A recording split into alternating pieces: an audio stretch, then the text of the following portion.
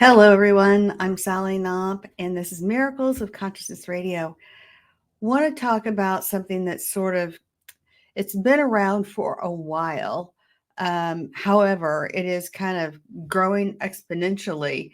And for those of you who are in the awakening crowd, the spiritual junkies, if you will, the topic is don't go into the light. And reincarnation. Avoid the reincarnation trap. Well, as a QHHT practitioner and working with several people over the years, um, I will have to tell you, I'm also a big researcher in near-death experiences, and those people who have crossed over or been in the other realm come back with a common theme. No matter if you're Christian or Muslim or Buddha, whatever your, or even non-affiliate, like Dr. Eben Alexander, for example, who was an atheist that crossed over. Religion is, it can be a very good thing. It can be very healthy, very helpful, as long as you are focused on the positive, right? And when this whole narrative came up, don't go into the light, you're going to be caught in the reincarnation trap. I want to make you all aware that that is coming from the darker forces.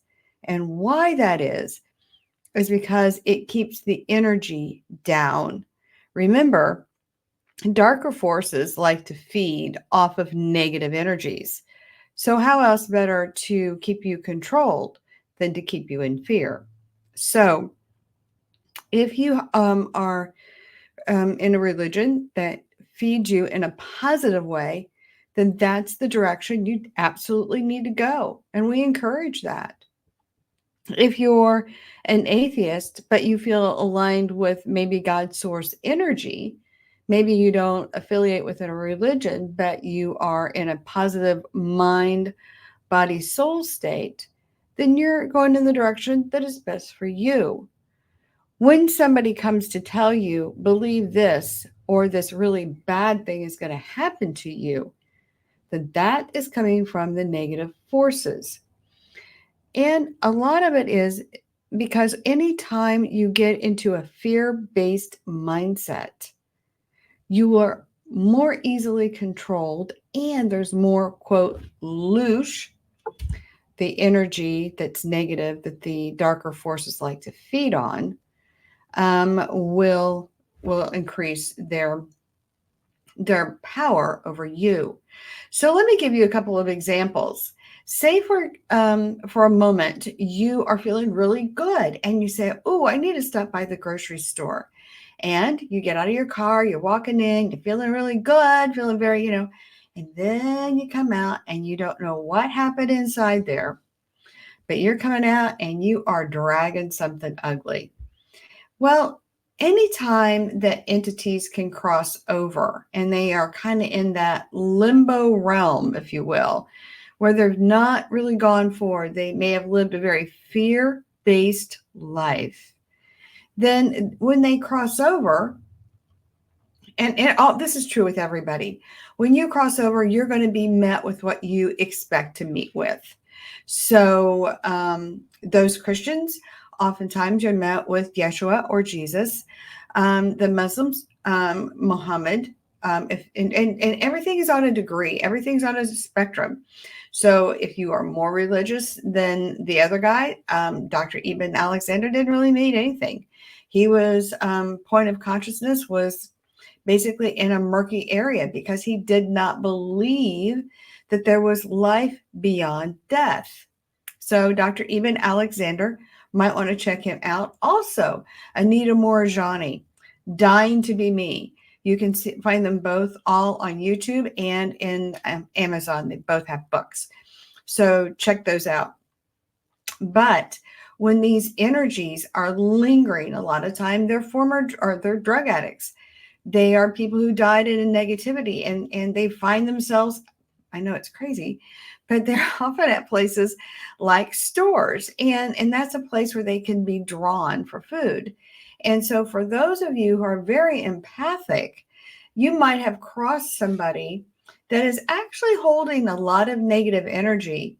And if you haven't totally blocked yourself off and, block the negative energy from coming in, then you might pick up the person you cross cards with their negative stuff. Now you feel bad.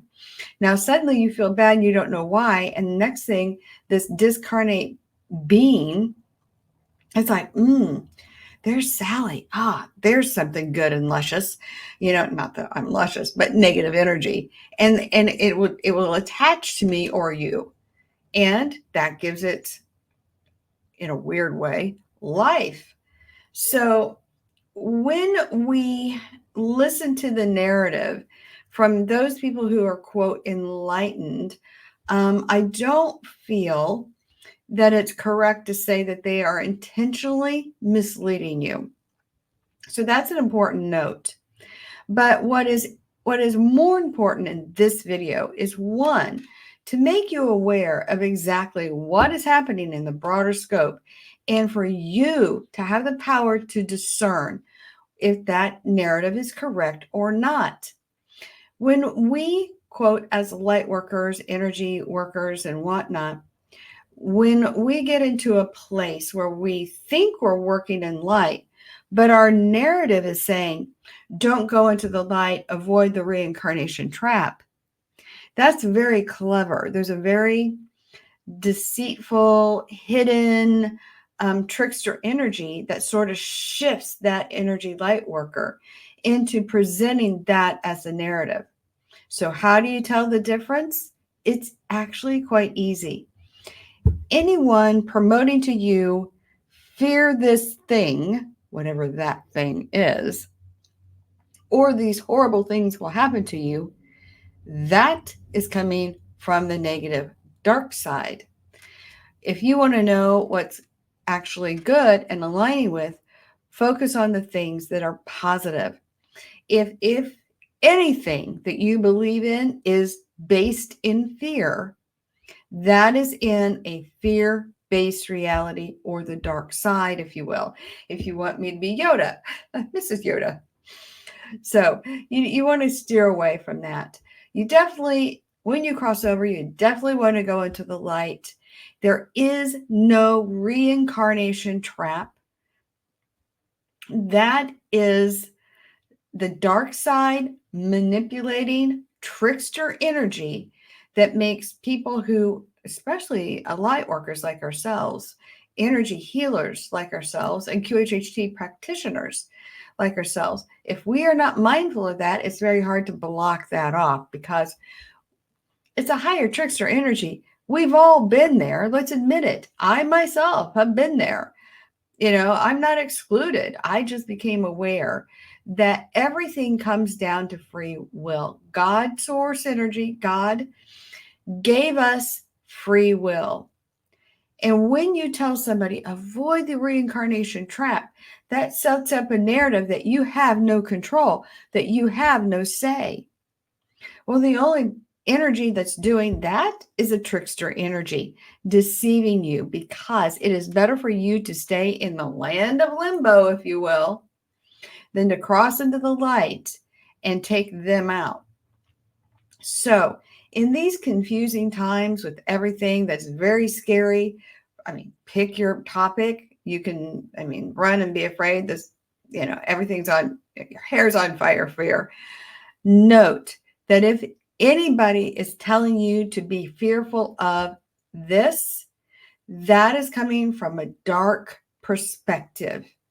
You want to align yourself with the people or the energies that is love-based, that talks about unity, that talks about we are one. Anything that's dividing you or saying this group is bad, or telling you that reincarnation is a trap, or there's no such thing as reincarnation, just, okay, let them do their thing. But you can know, you can align yourself with positive, love-based information that will help you on your journey. And remember, everybody's on their own journey. If somebody wants to have a fear-based reality and that's their thing, because maybe there's actually something that they need to learn in that place, be there for them when they are ready to come to you. You can inspire them, you can encourage them, but don't assume because they are fear-based that it is wrong for them. Now, it seems a little bit wonky, like I'm talking out of two sides of my mouth, but everybody has free will, and everybody must come in their own time. Because as ugly as negativity is, the place that it has is that it gives us the contrast to what a love-filled life can be. And we are here in this school to learn. And so when you go through a very fear-based experience, the first question you ask is, what can I learn from this place? And then approach that problem with a love-based, positive solution. So for example, let's just say you are having problems in your life and you feel that there is a rock in your road. Instead of saying, oh my goodness, there's a great big boulder preventing me from moving forward, why don't you stop, take a deep breath, stop listening to the fear-based people say, well, see, I told you. By the way, don't go into the light when you die. Understand, you have the power to say, okay, there's a boulder. It's in my path.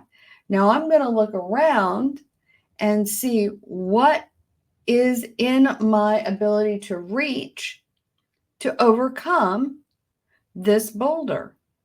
What are my resources? I can create a new solution. Oh, look over there. There's a ladder. Oh, over here is a rope. Oh, guess what? There's a shovel. I got to just dig around it. There are always solutions that are positive to every issue you have in life. And how you choose is, how do I get around this in the most positive way? Now, for example, let's have another scenario.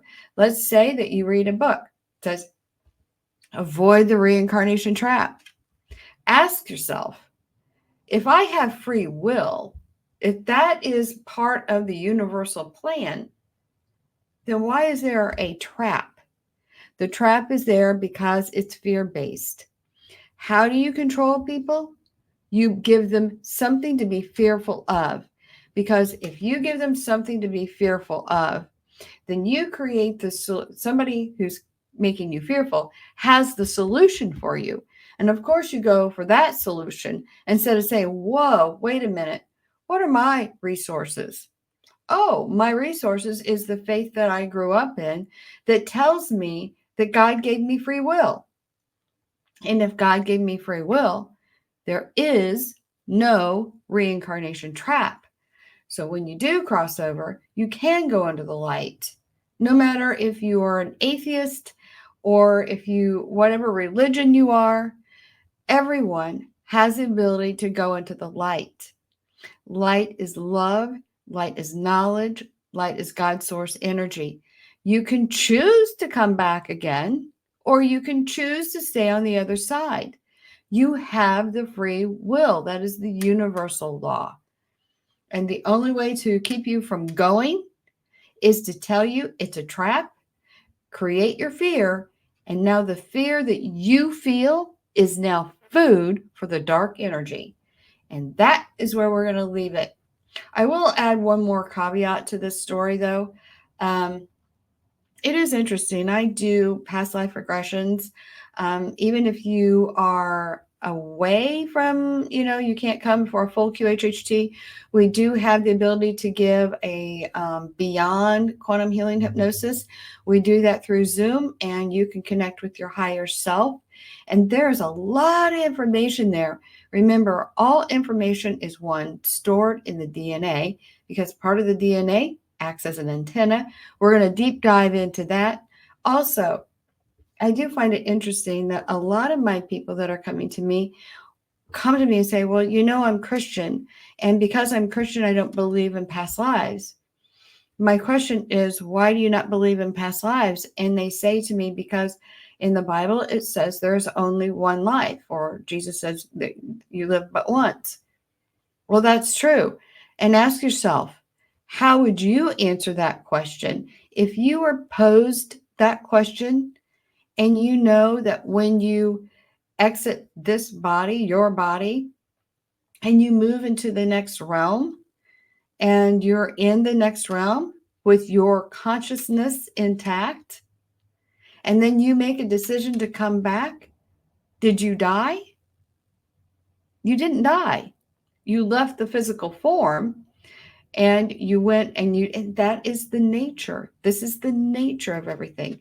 Also, just so you know, for future videos, we are going to deep dive into how consciousness works from our understanding today, and how not only can you connect with your higher self, you can also access the Akashic records. Again, that is imprinted on the DNA, and that your brain is a receiver, and that your consciousness is actually out here.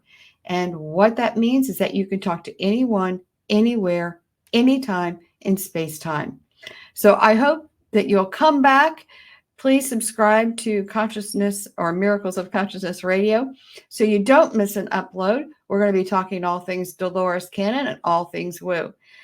So for now, take care. I hope you like this video. And please hit this. I can't talk. Please hit subscribe. Thank you. Bye.